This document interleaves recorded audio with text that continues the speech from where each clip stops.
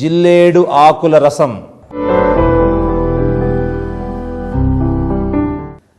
7 ఉమ్మెత్త ఆకుల రసం, వెల్లుల్లి రసం, వెల్లుల్లిని దంచి ముద్ద చేసి పిండి తీసిన రసం, అల్లం రసం, అల్లం శుభ్రంగా కడిగి అంటే పచ్చి అల్లము తెచ్చి దంచి తీసిన రసం, అరటి దుంప రసం. అరటి దుంపలు అమ్ముతారు మార్కెట్లో, అంగళ్ళలో. అరటి దుంపలు తెచ్చి శుభ్రంగా కడిగి రసం. ఒక్కొక్కటి 20 గ్రాములు అనుకోండి ఉదాహరణకు. 10 20 ఎంత అవుతుంది? 200 గ్రాములు అవుతుంది కదా. ఈ 200 గ్రాముల రసములో 200 గ్రాముల మంచి మేలు రకమైన కల్తీ లేని నువ్వుల నూనె కలపాలి. ఇక మీకు తెలుసు, నిదానముగా చిన్న మంట పైన కలబెడుతూ దానినే గమనిస్తూ చాలా గొప్ప అద్భుతమైనటువంటి తైలాన్ని నేను తయారు చేసుకుంటున్నాను. ఇక నా ఇంట్లో ఈ రోజు నుండి ఎటువంటి కర్ణ రోగములు నా ఇంట్లో ఉండబోవు అనేటువంటి విశ్వాసముతో, నమ్మకముతో దీనిని తయారు చేయాలి. తయారు చేసి చక్కగా దాన్ని వడపోసుకొని నిల్వ చేసుకోవాలి. ఎంత కాలమైనా నిల్వ ఉంటుంది. అయితే దించే ముందు హడాబుడి పడవద్దు. ఆనందంలో నీరు ఇంకా ఉండగానే దించామనుకో అది బూజు బట్టి పాడైపోతుంది. ఏమ్మా, కొంచెం నిదానంగా జాగ్రత్తగా ఇంట్లో మీ అమ్మనో అమ్మమ్మనో అత్తగారిని పక్కన పెట్టుకొని నీరు తగ్గిపోయిందా అని ఒకసారి చూసుకుంటూ జాగ్రత్తగా తయారు చేసుకోండి. ఈ తైలము అద్భుతమైనటువంటి తైలము అని మహారుషుల చేత కొనియాడబడింది. ఈ తైలము 4 లేక 5 చుక్కలు ఒక చెంచాలో పిండి సెగ మీద వేడి చేసి, నిప్పు సెగ మీద వేడి చేసి అందులో దూది ముంచి చెవులలో వెయ్యాలి. అది చెవి పోట, చెవి చీమ, చెవిలో హోర, చెవిలో పుండ, చెవిలో పురుగులు దూరినయా, లేదా చెవుడు వచ్చిందా, చెవి చుట్టూ వాపు వచ్చిందా, ఏదైనా కానీ ఆ తల్లిని స్మరించుకొని దాని మీద ప్రయోగించండి. సర్వకర్ణ రోగములను ఇది సంహారము చేయు తైలము. ఒక్క 10 గ్రాములు లేత వేపాకులు, 5 గ్రాములు తేనె, ఈ 2 తీసుకొని బాగా మెత్తగా నలగొట్టి ముద్ద చేసి బట్టలో వేసి పిండితే వచ్చే రసాన్ని 4-5 చుక్కలు చెవులలో వేసి బాగా చెవులను కదిలిస్తే చెవిలో చీము 7 నుండి 14 రోజులలో ఆగిపోవుగాక అని పెద్దలు దీవించారు. కష్టమా? వేపాకు దొరకదా? తేనె దొరకదా మనకు? ఒకవేళ తేనె దొరకని వాళ్ళు కూడా ఉంటారేమోనని గుంటగలగరాకు, పొలాలలో పనిచేసేటప్పుడు చెవిలో నొప్పి వస్తే అక్కడక్కడే ఆ తల్లికి నమస్కరించి అంత ఆకు తీసుకొని బాగా ఇట్లా నలిపి ఇట్లా పిండితే వచ్చే రసము 4-5 చుక్కలు చెవులలో వేస్తే 3 రోజులలో చెవిలో చీము ఆగిపోవుగాక అన్నారు మహర్షులు. ఇంట్లో ఉన్నప్పుడు వస్తే బంతి చెట్టు ఎంత గొప్పది. బంతి పూలు పూస్తుంది చూడండి. ఆ బంతి ఆకు బాగా నలిపి రసం తీసి వేయాలి. బంతి ఆకు చెవిలో చీముకు ప్రశస్తమైనటువంటి మార్గం. అంతేగా మన ఇళ్లలో ఇంతకుముందు సబ్జా చెట్లుండేవి, తులసి చెట్టులాగా ఉంటుంది సబ్జా చెట్టు. దాని గింజలు కూడా ఎండాకాలం మనం నానబెట్టి షర్బత్తులాగా చేసుకొని తాగుతాం మనం. ఆ సబ్జా ఆకుల రసం కానీ ఎన్ని ఉన్నాయి. సబ్జా ఆకుల రసము, గుంటగలగరాకు, బంతి ఆకు, వేపాకు, ఇట్లా ఎన్ని మరి ఇన్ని ఎదురుగా పెట్టుకొని మనం బాధపడుతున్నామే ఎందుకు? తెలియక, నమ్మలేక, నమ్మిన ఆ కొంచెము కష్టము కూడా చేయటానికి మనస్కరించక, అబ్బా ఎక్కడ తెస్తాం ఆకులు, కొంచెం దంచాలి, అంత గోలేసుకుంటే పోతుంది కదా. ఇది కాదు జీవన విధానము.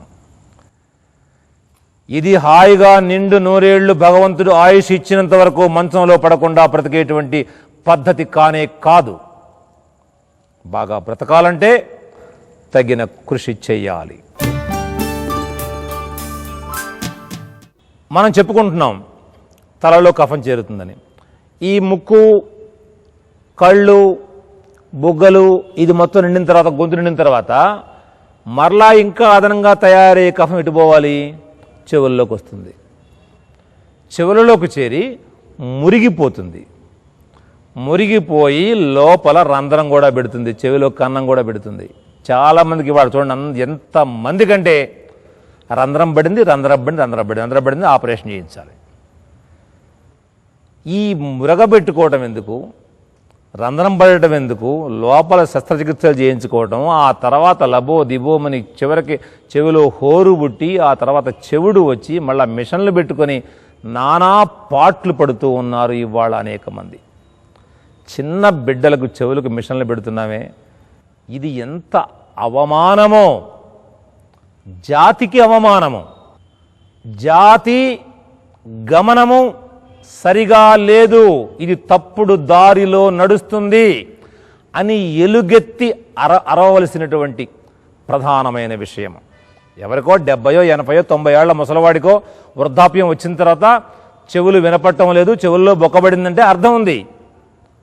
పట్టుమని 10 సంవత్సరాలు కూడా నిండనటువంటి ముక్కు పచ్చలారని బిడ్డలకు చెవులలో చీము చేరిపోయి అది ఎట్లా పోగొట్టుకోవాలో తెలియకపోవటం వల్ల, తల్లిదండ్రులకు కూడా తెలియకపోవటం వల్ల, తాత్సారము చేయటం వల్ల క్రమక్రమంగా చెవులకు గ్రహణ శక్తి తగ్గిపోయి బొక్కలు పడిపోతూ ఉన్నాయి. చెవులో చీము నిరంతరం, కొంతమందికైతే సంవత్సరాల తరబడి చెవు దుర్వాసన కొడుతూ ఉంటుంది. ఈ చెవి అనేటువంటి అవయవం ఇది ధ్వనిని వినిపిస్తుంది కాబట్టి, ధ్వని గుణముగా గల ఆకాశము నుండి ఈ చెవి మనకు పుట్టింది. ఆకాశ మహాభూతము నుండి చెవి పుట్టింది మనకి. ఆకాశం అంటే అవకాశము ఉన్నది, ఖాళీ స్థలము ఉన్నది ఆకాశము. ఇక్కడ చూడండి, ఖాళీ స్థలం అంతా, లోపలంతా ఖాళీ స్థలం. ఇది ఎప్పుడు ఆకాశం ఎలా నిర్మలంగా ఉంటుందో అట్లా నిర్మలముగా, స్వచ్ఛముగా, శుభ్రముగా ఉన్నప్పుడు మాత్రమే చెవులకు వ్యాధి రాకుండా ఉంటుంది. అలా కాకుండా మనం అశ్రద్ధ చేసి కఫాన్ని పెంచుకొని దాన్ని గనక వెంటనే అదుపు చేయకపోతే అది చెవులలోకి ప్రవేశించి కుళ్ళిపోయి, మురిగిపోయి, దుర్వాసన కొడుతూ చెవులకు రంధ్రాలు పెట్టి నానా విధమైనటువంటి భ్రష్ట నికృష్టమైనటువంటి కన్న రోగాలను మనకు సృష్టిస్తూ ఉంది. దానికి మన ఆచార్యుల వారు చెప్తున్నారు, ఇక్కడ చక్కగా బాగా వేడి నీళ్ళల్లో లేదా మామూలు నీళ్ళల్లో బాగా అంత వేపాకు, పసుపు వేసి బాగా మసలబెట్టి, చూడండి ఇక్కడ మసలబెట్టారు, సగం దేని మూత చూడండి, అట్లా ఆవిరి వస్తుంది చూడండి. ఆ ఆవిరిని మీరు దుప్పటి కప్పుకొని చెవులకు పట్టాలి. చెవులకు చూడండి, అట్లాగా చెవులకు పట్టాలి. చెవులకు దుప్పటి కప్పితే ఆవిరి అటు ఇటు పోదు, గాలి తగలకుండా రగ్గు లాంటిది కప్పుకొని లోపల నుంచి వచ్చేటువంటి ఆవిరిని చెవులకు బాగా పట్టాలి. అదేవిధంగా ముక్కుతో గాలి ఆ ఆవిరిని పీల్చుకోవాలి. నోరు తెరిచి కూడా ఆవిరి లోపలికి పీల్చుకోవాలి. బాగా గొంతుకు తగలాలి, దవడలకు తగలాలి, గొంతు ప్రక్క భాగాలకు తగలాలి. ఇది ఎంత అద్భుతంగా క్షణములో చర్మ రంధ్రాలలో గుండా లోపలికి ప్రసరించి లోపల మురిగిపోయినటువంటి కఫాన్ని కరిగించి వేస్తుంది. ఇట్లాగా బాగా ఆవిరి పట్టిన తరువాత ఇందులో మరలా బట్ట ముంచి ఇట్లాగా పిండి ఆ బట్టతో చెవి చుట్టూ భాగాలకు, అలాగే గొంతు భాగానికి, ముక్కు ప్రక్క భాగాలకు, ఈ చెవి పైన ఉండేటువంటి ఈ భాగాలకు, గొంతు ఈ పక్కన ఉండేటువంటి భాగాలకు కాపడం పెట్టాలి. చూసుకొని వేడి చూసుకొని చక్కగా చెవి చుట్టూ బిడ్డలకు పెట్టేటప్పుడు బిడ్డల చర్మము చాలా సుకుమారముగా ఉంటుంది కాబట్టి కొంచెం చూసుకుని వాళ్ళు భరించగలిగినంత వేడి ఉన్నప్పుడు మాత్రమే బట్టతో బిడ్డలకు అద్దండి. ఇట్లా అద్దిన తరువాత ఇలా అద్దడం వల్ల ఏమవుతుంది, లోపల ఉన్న అంటే మురిగినటువంటి కఫము, చీముగా మారినటువంటి కఫము, గడ్డగట్టి ఉన్న కఫము, లోపల కఫములో పుట్టినటువంటి కురుములు, ఇవన్నీ కూడా కురుములు చచ్చిపోతాయి. ఈ కఫము కరుగుతుంది. కరిగిన తర్వాత 2 చేతుల చూపుడు వేళ్ళు చెవులలోకి పెట్టి బుగ్గలను బాగా పూరించాలి. లోపల కర్ణభేరి కదులుతుంది. మీరు గమనించండి, మీకే స్వానుభవంలోకి వస్తుంది. కర్ణభేరి కదలాలి. కదిలి ఆ కర్ణభేరి చుట్టూ పెరిగినటువంటి చెడు పదార్థం మొత్తం కూడా పూర్తిగా కరిగిపోతున్నారు ఘర్షణ జరగడం వల్ల. అట్లాగే నోరు కూడా బాగా తెరవడం, మొయ్యటం బాగా చూడండి. లోపల వేళ్లకు తగులుతుంది కర్ణభేరి. చూడండి మీరు నోటిని అటు ఇటు ఊపటం. కొంచెం చిన్న చిన్న మార్గాలు, సొంత ఇంటి మార్గాలు ఇలా చేయండి. ఇలా చేసిన తర్వాత ఇప్పుడు చూడండి, ఇప్పటికేమైంది, లోపల ఉన్న చెడు పదార్థము కరిగింది, బయటకు రావడం కోసం సిద్ధంగా ఉంది. చక్కగా ఒక పుల్లకు దూది చుట్టి, లేదా బడ్స్ లాంటివి ఉంటాయి కదా, దూది పెట్టి చుట్టి శుభ్రంగా శుభ్రం చేయాలి. లోపలికి పెట్టి పిల్లలకు పెట్టేటప్పుడు ఎట్లా పెడితే ఎట్లాగా గోబకు తగిలేటట్టుగా పెట్టవద్దు. నిదానముగా మృదువుగా తల్లి చాలా జాగ్రత్తగా శుభ్రం చేయాలి. ఇట్లా రోజు 2 పూట్ల లేదా కనీసం ఒక్కసారన్నా చేస్తూ ఉంటే ఈ చెవిలో చీము అనేది మనం ఖచ్చితంగా వారము నుండి 2 వారాల లోపుగా ఈ సమస్యని మనం పరిష్కరించుకోవచ్చు. ఈ చేతుల్లో ప్రధానంగా ఈ చెవి యొక్క, నిన్న మీకు కంటి యొక్క స్థానాల చేతుల్లో ఎలా చెప్పామో అదేవిధంగా చేయి చాపండి మీరందరూ. ఉదాహరణకు ఎడం చేయి చాపుకోండి, కుడి చేతులు నొక్కడం మీకు అలవాటు అవుతుంది.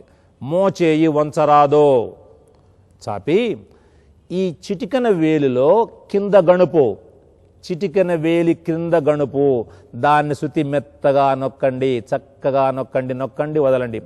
50 నుంచి 70 సార్లు మెల్లగా నొక్కటం వదలటం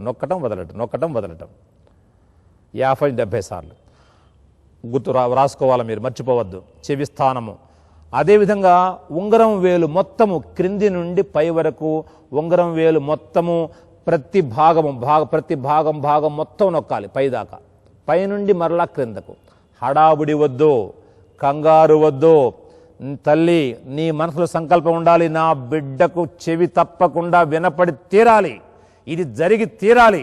ఈ సృష్టిలో దేవుడు దేవతలు ఎక్కడ ఉన్నా వాళ్ళు నా కోరికను మన్నించాలి, ఇది తల్లిగా నేను కోరుతున్నాను అని నువ్వు శాసించు. నువ్వు ఆ దేవతలను ఆజ్ఞాపించు. నువ్వు శాసిస్తే, ఆజ్ఞాపిస్తే ప్రకృతి నిన్ను తప్పకుండా వరిస్తుంది, నీ కోరిక తీరుస్తుంది. ఉంగరం వేలు, చిటికని వేలు కింది భాగం. ఈ ముఖము మొత్తములో ఉన్నటువంటి ఈ అవయవాలన్నీ కూడా, అంటే కళ్ళు కానీ, ముక్కు కానీ, నోరు కానీ, చెవులు కానీ, ఈ భాగాలన్నీ కూడా ఈ భృకుటి దగ్గర ఉండేటువంటి ఆజ్ఞాచక్రము యొక్క ఆధీనములో ఇవి పనిచేస్తూ ఉంటాయి. దీన్నే మనం రుద్రగ్రంథి అని కూడా మన ఆధ్యాత్మిక పరిభాషలో చెప్పడం జరిగింది. అట్లాగే సుషుమ్న యొక్క స్థానము, దీన్నే గాయత్రి, సావిత్రి, బ్రాహ్మి, సరస్వతి అని కూడా దీన్ని పిలవటం మనం విన్నాం. ఇక్కడే శక్తి మొత్తము నిక్షిప్తమై ఉన్నది. దానికి గుర్తుగానే, ఆ వెలుగు గుర్తుగా అక్కడ బొట్టు పెట్టడం జరుగుతుంది. అంతేగాని బొట్టు అనేది ఏ మతానికో కులానికో సంబంధించిన విషయం కానే కాదు.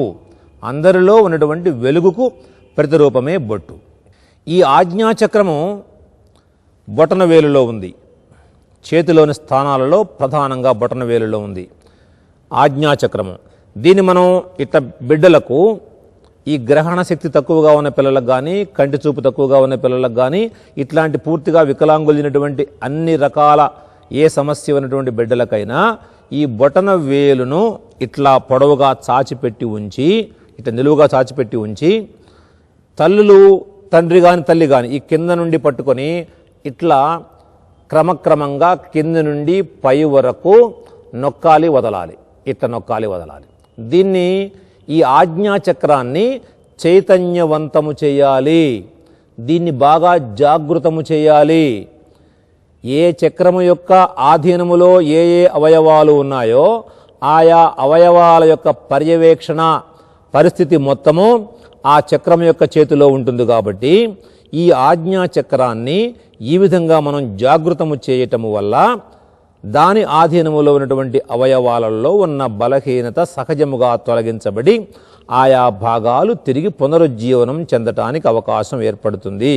1-2 నిమిషాల పాటు ఇట్లా మృదువుగా, అలాగే ఇటు కూడా ఇది మళ్ళీ ఈ వేలు కూడా చేయాలి. 2 చేతుల వేళ్ళు. గుర్తుపెట్టుకోవాల్సిన అంశము ఇది చాచి ఉంచాలి. మడత ఇట్లా పెట్టి ఇలా చేయకూడదు, ఇలా చేయాలి. ఇలా చేసి ఇట్లా నొక్కాలి. గుర్తుపెట్టుకోండి, ఇది బిడ్డలు చేసుకోలేరు కాబట్టి తల్లులు నొక్కాలి, తండ్రి గారిని నొక్కాలి, మృదువుగా నొక్కాలి. చిన్నారి బిడ్డల యొక్క వేళ్ళు చాలా సున్నితంగా సుకుమారంగా ఉంటాయి కాబట్టి కొంచెం మెత్తగా చేయండి.